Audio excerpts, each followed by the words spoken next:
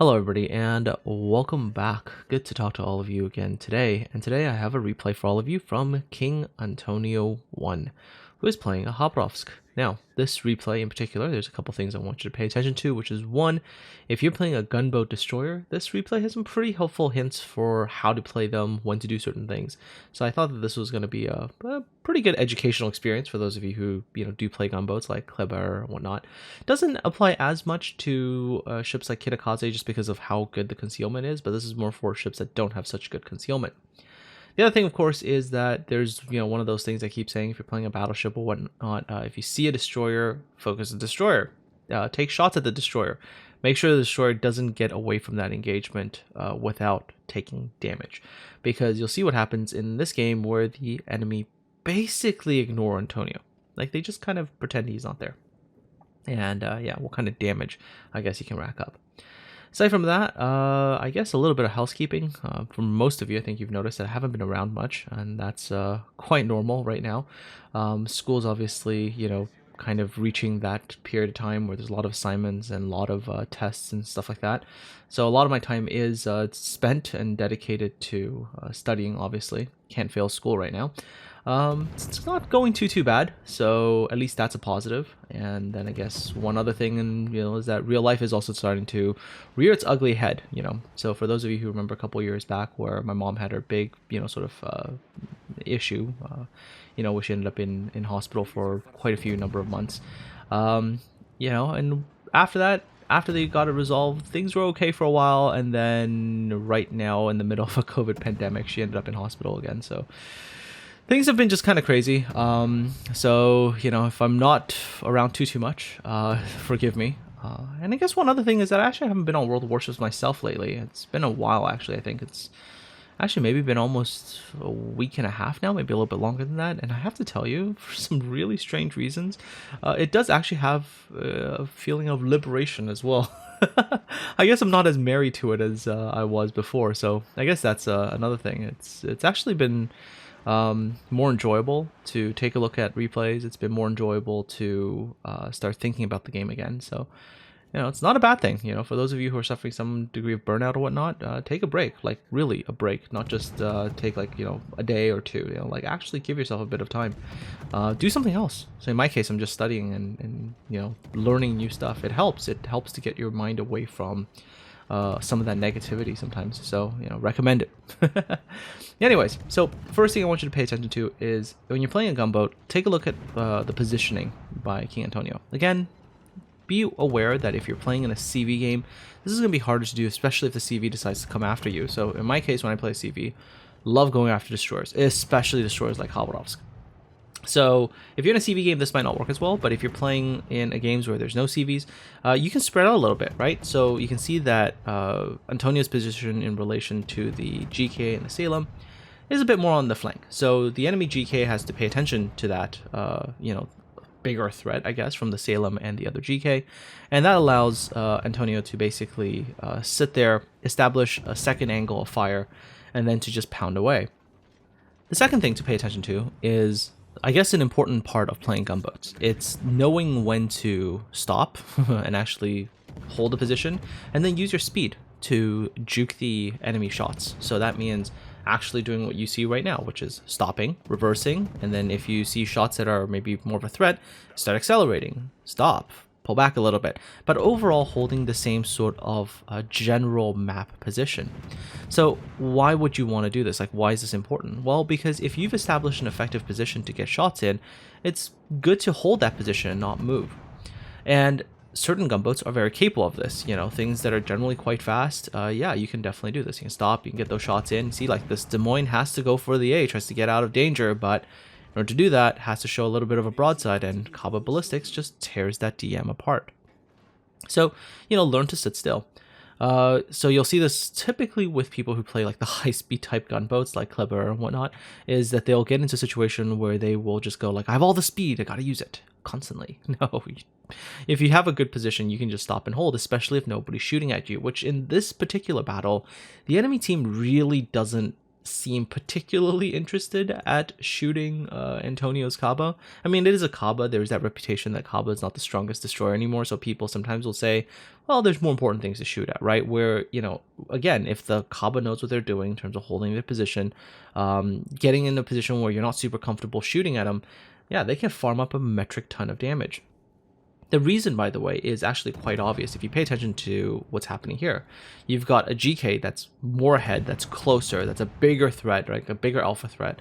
And you'll see the enemy battleships just put sort of all their attention onto the GK. And look at what Antonio's doing in the Kaba. Just get all the guns onto target and then start farming away. And the enemy battleship, if it has to turn the guns to deal with, you know, the Khabarovsk, then their guns are off the GK. So you see generally enemy battleships aren't going to do that. So this is a very smart thing to do if you are playing a gunboat, is to, I guess, contribute your DPM into those fights.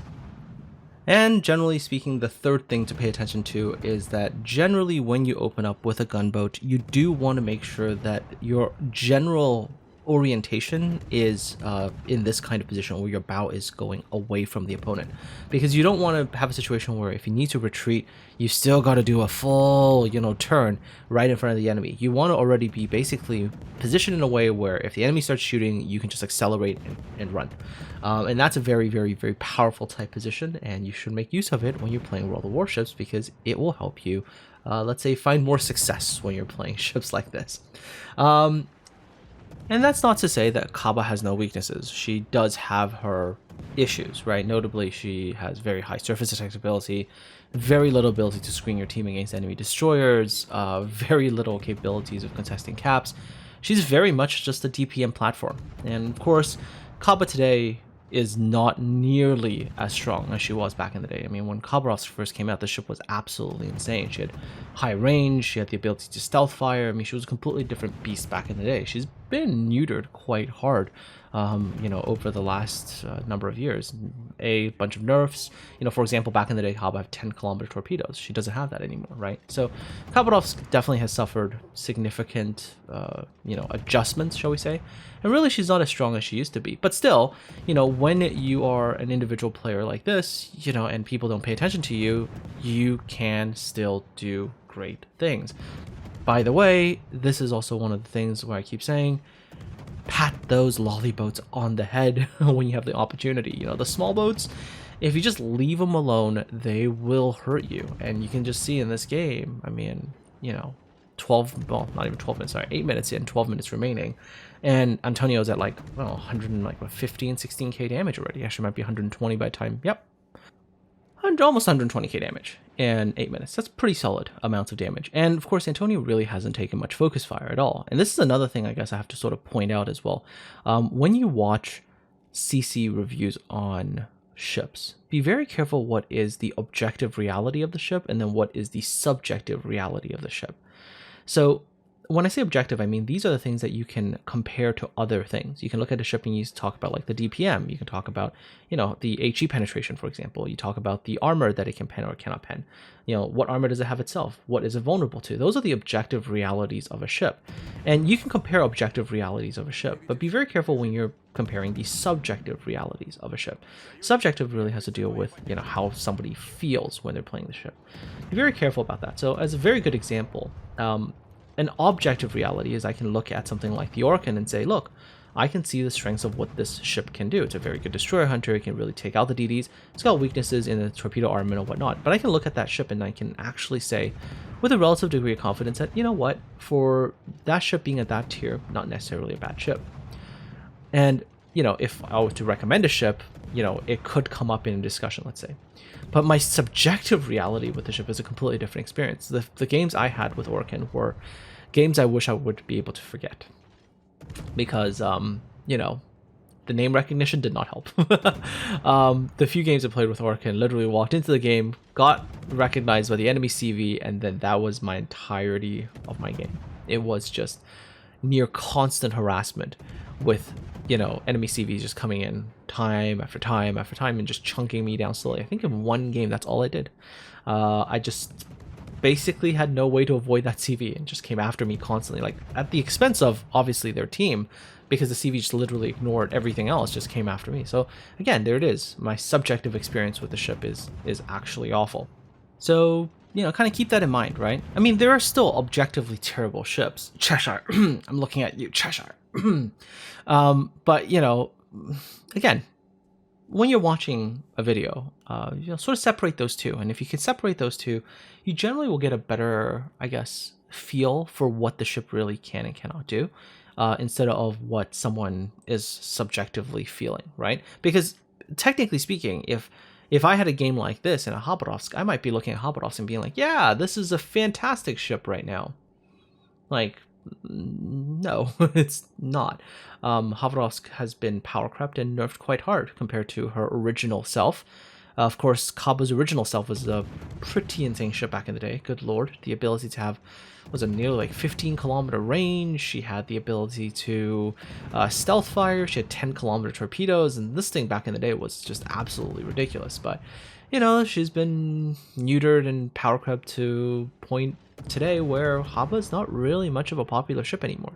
But again, if you don't take any sort of focus fire, you can see how the ship can still do its job. And again, this is not anything I'll ever experience. Like, I've never had a game in the last few years, I think, where I was able to just fully be able to just do this without any degree of, focus. It's kind of nice, I guess, to see a game like this where it's like, wow, so this is what it feels like. Because man, if I can play a combo game and not be and not get focused, that'd be just amazing. I don't know, this to me is just incredible, because I was watching this, I'm like, wow, they're really not shooting at him. Again, intelligent positioning does help, but not having people shoot you just because of a name is also really, really nice. Anyways, of course, by this point in time, if you take a look at the match, things are getting desperate. Antonio's entire team is basically getting pushed way away. They're losing pretty much every single cap. I mean, the game is mostly over. So this is where Antonio, I guess, decides that it looks like everything is pretty much lost. Might as well just kind of YOLO and start going for it.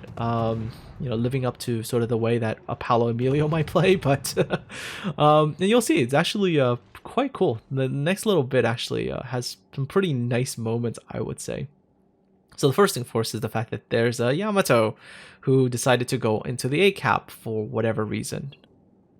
I think maybe the Yamato was thinking about like cutting off the opposing team by putting himself in a good kind of position to shoot at stuff as they're running away. I think that might be the plan here, but if you're gonna do that, don't get this level of close, because this is what happens, right? If you get too close, you open yourself up to this. And realistically speaking, the Yamato just kind of stayed back a little bit. I mean, would have been able to do the exact same thing, and if a Khabarovsk tried to do that, then the Khabarovsk puts himself in a lot more danger, right? So this is really bad for this Yamato. Still does some pretty hefty damage to the Khab, but gets torpedoed. 253,000 damage. Haha. And there's probably going to be more because the game's not over yet. And I think the Khab is going to just settle down here, because this area right now, A, needs the cap, and B, this is an okay safety zone right here. Enemy destroyers, if they came in, really would have to be, either something to keep them spotted and, maybe like both destroyers working together to take him down. But other than that, the Khab is going to be able to come in here and take a cap all by himself. And still get in some pot shots here on the enemy team, as they're all basically to the north, and they're chasing down the Zhao and the Yamato's really far away. Yeah, the Yamato is like really, really far away here. I mean, this game right now looks pretty hopeless. Looks pretty hopeless. I mean, somebody has to get, somebody on the other team really has to make a mistake. Something has to be done wrong there, because as long as the enemy team just takes the caps that they have right now, which is fine, they keep pursuing the Zhao, they can take down the Zhao, take down the Yamato, the game is over, essentially. And we haven't seen the other enemy destroyer so far. I think we might have a feeling where this Holland might be, possibly somewhere north-ish. We don't know, but judging by the play of the Zhao, I'd almost hazard a guess that there's a shimma between the Zhao and the enemy cruisers, because the Zhao just keeps running and running and running, and it looks like the Zhao can't fall off the tech, and I have a feeling that's what's actually happening right now. Yeah, it's kind of an interesting situation right here. We'll have to see what happens at the end, though, but that's my guess, is that the Zhao is escaping and constantly being spotted, so I had no choice but to keep angled and keep running. All right, so the enemy team right now can really just keep pushing along the northern flank. They'll be just perfectly fine because the game is basically over if they do that. If they just go over, take down the Zhao, keep chasing, eliminate the Zhao, eliminate the Yamato as they come around there. Yeah, it should be over. Okay, but pay attention to the minimap, and what you actually noticed is that the Kremlin, for whatever reason, decided that he was going to turn around and head to the center. So he was going to come over here. And I guess he's going to try to, like, either go south or he's going to try to go into the A cap for whatever reason. Okay, now, if you're the last remaining Kremlin on the other team, don't do this, by the way. Here's a nice little tip for destroyer players. If you have a situation where you need to point your guns off one way, but you want your torpedoes the other way, you can select your torps, lock it to a bearing, or lock it to a sector or whatever, and then, you know, your guns can be on one side and then your torps on the other. So this is actually a very smart play if you actually take a look at it, because King here is probably guessing that the Kremlin might be coming through this gap. So, you know, sort of got the torpedoes, locked them in that sector so that, you know, don't at the sort of desperation time have to worry about getting the torpedo tubes turned, right? And then so have the torpedoes locked to one side, have the guns over for the other side just in case there's still things to shoot at. All right. Boy, I hope this Kremlin isn't going to be silly. Don't be silly, Kremlin. Don't come in here. Please don't.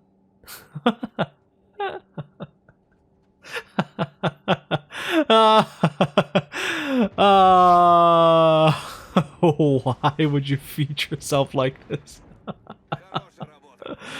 Anyways, well, there's an easy 350,000 damage. Oh my god, why, Kremlin? Why? Kremlin could have just kept going directly from the north, you know, just kept pursuing the Zhao, because, like, what is the Kaba gonna do? Like, even if the Kaba were to try to race around and cap everything, your team would still out-cap this one Khabarovsk. And it's not like the Zhao or the Yamato can really do anything considering the position of the Zhao, so why even go to the middle? Like, makes no sense. Okay, getting spotted. Now, there's something, yeah, right there. You can see, like, there's something ahead, because from where the Kremlin was, can't be spotted from behind. It has to be from the front, because that's the only position. No, because you see that line of sight cut off by that island? There's no way that there's something behind him. There's definitely something in front of him, and there it is. Enemy Shimakaze. Hey, Shima, you notice the Cobb is, like, no HP, right? Like, you had him spotted for, like, ever.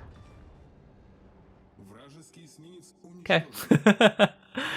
Well, enemy team, we're winning this game, and right at this last second, honestly, they could have actually lost this, I think. Depending on the positioning of the Holland. Look at where the Hindenburg went as well. Oh, man. That Hindenburg's positioning. Good lord. That is not a good position at all. I mean, had the Yamato been in the right place, that Hindenburg could have died. Like, right here. Fortunately, I don't think there's enough time left. Yeah, there's not really enough time left. And unless they can kill this Hindenburg on this, like, last salvo, yeah, Yamato didn't have a chance there. Couldn't get himself into the right position. And Zhao's salvo, I don't think, did anything. So that's it. Unfortunately, by this point in time, the Khabarovsk was a little bit too low. Couldn't really do anything. Still, 168,995 damage. You know, Kraken and Confederate and all the nice goodies. Fantastic game overall. Unfortunately, it was a defeat. But look at that. 368,995. I guess if the enemy team just ignores a Khabarovsk, you know, it can still pull off some pretty ridiculous stuff. Look at that base experience gain on a loss, by the way. It's just... oh, that's some crazy experience gain right there. Very good balance in terms of damage, including torpedo damage and fires and HE and AP. Good amount of balance there, and final credits earned there, 447 with you know, premium count. Anyways, folks, yeah, I hope you enjoyed this Khabarovsk video. You know, I wish you all a very good day. I'm gonna get myself back to work. So until next time, take care, be safe, and I'll talk to all of you again soon.